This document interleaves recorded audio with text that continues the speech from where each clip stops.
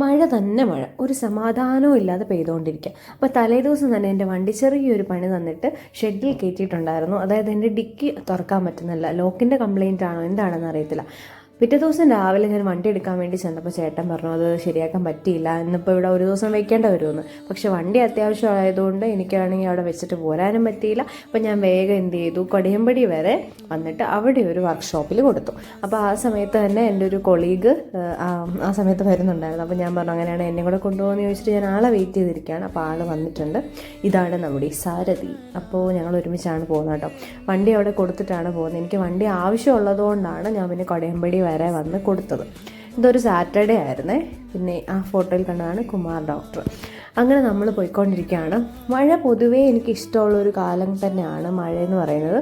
പക്ഷേ എന്നാൽ പോലും ഈ നിരന്തരമായിട്ട് ഇങ്ങനെ എപ്പോഴും മഴ, രാവിലെ നമ്മൾ പോകുന്ന സമയത്തും അങ്ങനെയൊക്കെ മഴ പെയ്യുമ്പോൾ കുറച്ച് ബുദ്ധിമുട്ടാണ്. ആ സമയത്ത് തിരിച്ച് വീട്ടിലേക്ക് വരുന്ന സമയത്ത് മഴ നനഞ്ഞാലും വലിയ പ്രശ്നമൊന്നുമില്ല കേട്ടോ.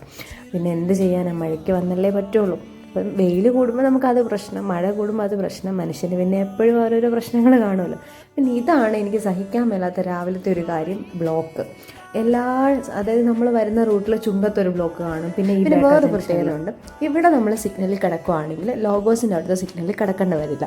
അതെന്ത് മാജിക്കാണെന്നൊന്നും എനിക്കറിയില്ല, ഞാൻ എപ്പോഴും ശ്രദ്ധിക്കാറുണ്ട്. ഇവിടെ സ്റ്റോപ്പ് അല്ലെങ്കിലോ അവിടെ ചെന്ന് ഉറപ്പായിട്ട് സ്റ്റോപ്പ് കിട്ടുകയും ചെയ്യും. അങ്ങനെയാണ് കേട്ടോ. അപ്പോൾ ഇനി നമ്മൾ ആ സിഗ്നലൊക്കെ കടന്ന് പോയിക്കൊണ്ടിരിക്കുകയാണ്. പിന്നെ ഈ ആകാശപാത അറിയാത്ത ആരും കാണത്തില്ലല്ലോ. കോട്ടയം ജില്ലയുടെ ഏറ്റവും വലിയ പ്രത്യേകതയാണ് നമ്മളിപ്പോൾ കണ്ടുകൊണ്ടിരിക്കുന്നത്. ദേ കണ്ടില്ലേ, കറക്റ്റ് നമ്മളവിടെ ലാസ്റ്റ് വണ്ടി 1 ആയിട്ടുണ്ട്. അങ്ങനെ നമ്മൾ അതും കടന്ന് പോയി. ഇനി അടുത്ത ബ്ലോക്ക് എന്ന് പറയുന്നത് കളക്ടറേറ്റ്. ഇവിടെ ഈ സമയത്ത് എപ്പോഴും ഇങ്ങനെ തന്നെയാണ്. ഒന്നാമത് സ്കൂളും അതുപോലെ തന്നെ എല്ലാ ഓഫീസിൻ്റെ ഒക്കെ ടൈം ഈ ഒരു 9:30 ആ ഒരു റേഞ്ചിലല്ലേ വരുന്നത്. അപ്പോൾ അതുകൊണ്ട് എപ്പോഴും ബ്ലോക്ക് ആയിരിക്കും കേട്ടോ. അങ്ങനെ കടമ്പകളെല്ലാം പലതായി കടന്നിട്ട് നമ്മൾ നമ്മുടെ ലക്ഷ്യസ്ഥാനത്ത് എത്തിയിട്ടുണ്ട്. അടുത്ത പരിപാടി ഈ റെയിൻകോട്ടൊക്കെ ഊരി വെക്കലാണ് കേട്ടോ. അപ്പോൾ ഞാൻ ഇങ്ങനത്തെ 100 രൂപ കോട്ടായതുകൊണ്ട് എനിക്ക് സിമ്പിളാണ്. പക്ഷെ സാധാരണ നമ്മൾ പാൻസും കോട്ടയ്ക്കല്ലേ ഇടാറ്. അപ്പോൾ നല്ല ബുദ്ധിമുട്ടാണ് കേട്ടോ. എല്ലാം ഒന്ന് സെറ്റ് ചെയ്ത് വരുമ്പോൾ തന്നെ നല്ല സമയമെടുക്കും. ഇതൊരു ശനിയാഴ്ച ദിവസത്തെ കാഴ്ചകളാണ് കേട്ടോ. അപ്പോൾ ഇത്രയൊക്കെ ഉള്ളൂ, പിന്നെ കാണാം.